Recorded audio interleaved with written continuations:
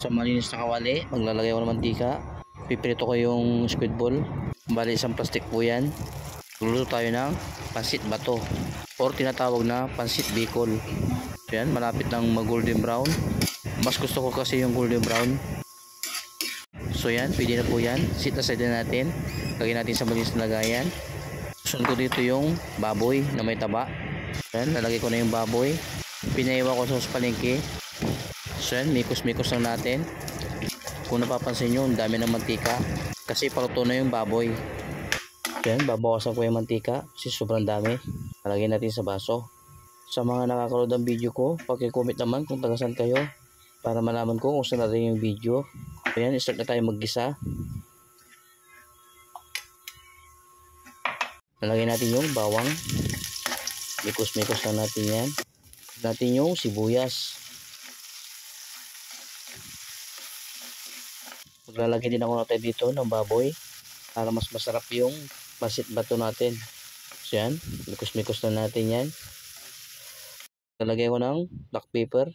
Bali gamit ko yung durog na paminta. So yan, maglalagay na ng bell pepper, isang piraso. Unahin ko na itong igisa kasi medyo matigas to kaysa yung mga ibang ricado. So yan, lalagay natin yung carrots saka yung repolyo. Bali pinagsama ko na. Kunting isa lang po yan. Ayaw ko yung masyadong luto yung gulay. Gusto ko yung half cook lang. So yan, maglalagay ako ng tuyo, kunti lang, para may alat naman yung gulay natin. Lutuin ko lang to ng 2 minutes. So yan, mikos-mikos lang natin yan. So yan, pwede na po yan. Isit-asit na natin. Start na tayo magpakulo ng tubig. Bali, simple lang yung gamit ko rito. So yan, maglalagay na tayo ng tubig. Titimplahan ko lang to ng tuyo. Bali, 2 sandok na tuyo nilagay ko rito.